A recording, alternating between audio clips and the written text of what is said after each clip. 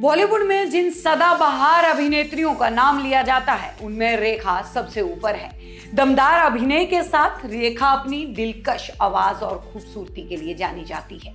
रेखा ने अमिताभ बच्चन से लेकर राजेश खन्ना जैसे बड़े स्टार्स के साथ काम किया है। हालांकि उनके साथ कुछ कंट्रोवर्सी भी जुड़ी हुई है। वहीं उनसे जुड़ी ऐसी भी बातें हैं जिनके बारे में ज्यादा से ज्यादा लोगों को नहीं पता। रेखा का असली नाम भानु रेखा जैमिनी गणेशन था। रेखा ने 4 दशक तक कई बड़े एक्ट्रेस के साथ काम किया, लेकिन उन्हें दिलीप कुमार के साथ लीड अपोजिट रोल नहीं मिला, जो कि उनकी ख्वाहिश थी। रेखा की रियल लाइफ में भी काफी उतार चढ़ाव आए। कहते हैं जब रेखा का जन्म हुआ था तब उनके माता पिता की शादी नहीं हुई थी। रेखा के पिता ने कभी उनकी मां से शादी नहीं की, यहां तक कि वो रेखा को अपना खून भी नहीं मानते थे। इसी वजह से रेखा को अपने पिता से इतनी नफरत हुई कि वो उनके अंतिम संस्कार में भी नहीं गई। मां पर कर्ज होने की वजह से उन्हें छोटी उम्र में ही काम करना पड़ा। पैसे की तंगी के कारण रेखा ने सी ग्रेड फिल्में भी की। बॉलीवुड में रेखा को फिल्म सावन भादो से पहला ब्रेक मिला। फिल्म की सक्सेस ने रेखा के सपनों को उड़ान दी। रेखा ने पूरा बचपन फिल्मों में काम कर बिताया। आपने रेखा को कई फंक्शंस में पार्ट लेते हुए देखा होगा। उसमें वे अधिकतर कांजीवरम साड़ी में नजर आती हैं, इसीलिए इन्हें कांजीवरम क्वीन के नाम से भी जाना जाता है। कहते हैं रेखा तो एकदम सीधी होती है, लेकिन रेखा भानु गणेशन की निजी जिंदगी बहुत ही टेढ़ी मेढ़ी रही। रेखा का कई लोगों के साथ नाम जुड़ा, लेकिन उन्होंने इन नजदीकियों को कभी नहीं स्वीकारा। लेकिन मीडिया में अटकलों का बाजार हमेशा रेखा के अफेयर्स की सुर्खियों में गर्म रहा। जब रेखा 15 साल की थी तो फिल्म अनजाना सफर की शूटिंग के दौरान फिल्म के को स्टार विश्वजीत चटर्जी ने उनके साथ बदसलूकी की। रेखा ने कहा कि विश्वजीत चटर्जी के साथ इनको एक रोमांटिक गाना शूट करना था। डायरेक्टर ने जैसे ही एक्शन बोला, विश्वजीत ने रेखा को लगातार किस करना शुरू कर दिया।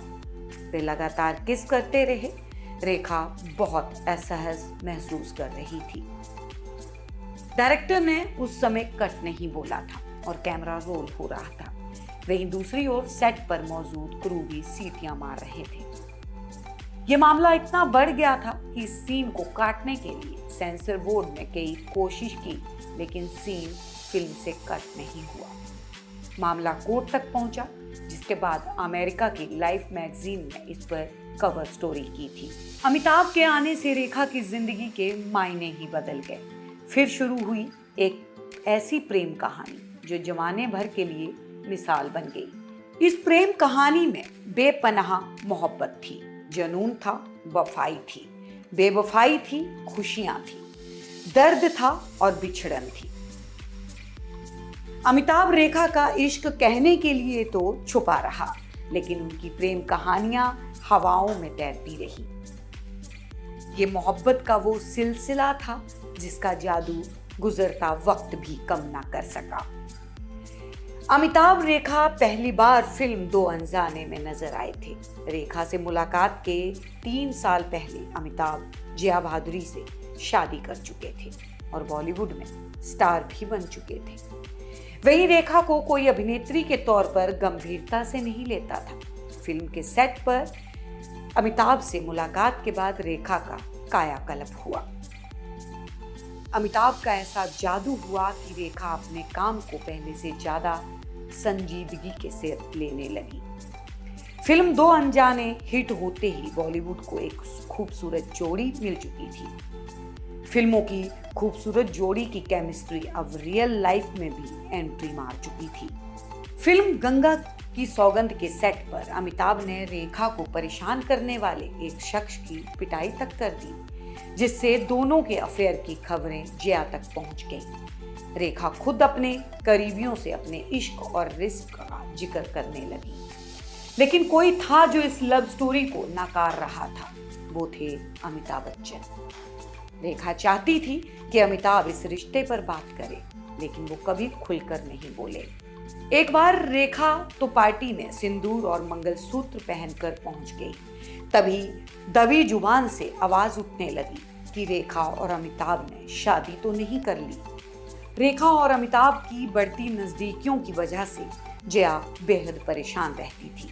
एक दिन अमिताभ की गैर मौजूदगी में जया ने रेखा को डिनर के लिए बुलाया। डिनर के बाद जया ने रेखा को कहा कि वह आखिरी सांस तक अमिताभ का साथ नहीं छोड़ेगी, जिसके बाद रेखा को एहसास हुआ कि उनकी और अमिताभ की जोड़ी कभी नहीं बन सकती। फिल्म सिलसिला में अमिताभ, जया, रेखा ने एक साथ स्क्रीन शेयर की। अमिताभ ने यश चोपड़ा को साफ कहा था कि जब तक जया रेखा के साथ काम करने की इजाजत नहीं देगी तब तक मैं फिल्म नहीं करूंगा। फिर यश चोपड़ा ने जया को मनाने की पहल की, जिसका नतीजा ये हुआ कि जया ने फिल्म में खुद के लिए भी काम करने की शर्त रख डाली। फिल्म खत्म होने के साथ ही अमिताभ रेखा भी हमेशा के लिए जुदा हो गए। जब फिल्म कूली के सेट पर अमिताभ का एक्सीडेंट हुआ तब जया बच्चन ने दिन रात अमिताभ की सेवा की। चोट से ठीक होने को अमिताभ ने पुनर्जन्म माना और रेखा को भुलाकर जया के साथ फिर से खुशनुमा सफर शुरू करने का फैसला किया। आज भी रेखा और अमिताभ किसी अवार्ड फंक्शन में एक दूसरे को देखकर रास्ता बदल लेते हैं। लेकिन 2012 में जब अमिताभ को फिल्म फेयर में लाइफ टाइम अचीवमेंट अवार्ड मिला तो रेखा खुद को नहीं रोक पाई। रेखा उठकर जया के पास गई और उन्हें गले लगाते हुए अमिताभ की जीत की बधाई दी। रेखा के अफेयर की लिस्ट की बात करें तो उसकी शुरुआत नवीन निश्चल से होती है। कहा जाता है कि दोनों काफी वक्त तक रिलेशनशिप में रहे, लेकिन कुछ समय बाद यह रिश्ता टूट गया। हालांकि साल 1997 के दौरान रिलीज हुई फिल्म आस्था में रेखा ने नवीन निश्चल के साथ बेहद बोल्ड सीन दिया था। रेखा की जिंदगी हमेशा राज की तरह रही। उन्होंने अपनी जिंदगी के बारे में कभी भी खुलकर कुछ नहीं कहा। कहा जाता है कि नवीन निश्चल के बाद रेखा का अफेयर विश्वजीत चटर्जी के साथ चला था। हालांकि ये सफर ज्यादा दिन तक परवान नहीं चढ़ पाया। कहा जाता है कि रेखा ने जाने माने अभिनेता विनोद मेहरा से शादी की थी। हालांकि विनोद की मां को यह रिश्ता पसंद नहीं था। कई रिपोर्ट्स में यह दावा भी किया जाता है कि विनोद मेहरा की मां ने रेखा के साथ मारपीट भी की थी और उसे घर से निकाल दिया था। ऐसे में ये रिश्ता भी टूट गया। जानकारों की माने तो रेखा और किरण कुमार भी एक वक्त में रिलेशनशिप में रहे, लेकिन दोनों एक दूसरे की आदतों को एडजस्ट नहीं कर पाए, जिसके चलते ये रिश्ता भी परवान नहीं चढ़ सका। कहा जाता है किरण कुमार रात 10 बजे तक घर पहुंचना पसंद करते थे और रोजाना दूध पीते थे। रेखा को किरण कुमार की ये आदतें पसंद नहीं थी। वह उन्हें मम्मा बॉय कहती थी। कहा यह भी जाता है कि रेखा का नाम इंडस्ट्री के बाहर के लोगों के साथ भी जुड़ा। दक्षिणी मुंबई के गुजराती परिवार के बेटे राजा खारा के साथ भी रेखा का रिश्ता रहा। दोनों कई बार मुंबई के रेस्तरां में एक साथ खाना खाते हुए भी पकड़े गए। हालांकि इस रिश्ते की कभी पुष्टि नहीं हुई। मीडिया रिपोर्ट्स की माने तो रेखा ने मुकेश अग्रवाल से शादी की थी। हालांकि मुकेश की मां भी रेखा को पसंद नहीं करती थी। वहीं रेखा से शादी के करीब 6 महीने बाद मुकेश अग्रवाल ने आत्महत्या कर ली थी। आप देख रहे हैं सौगंध टीवी, सौगंध वतन की।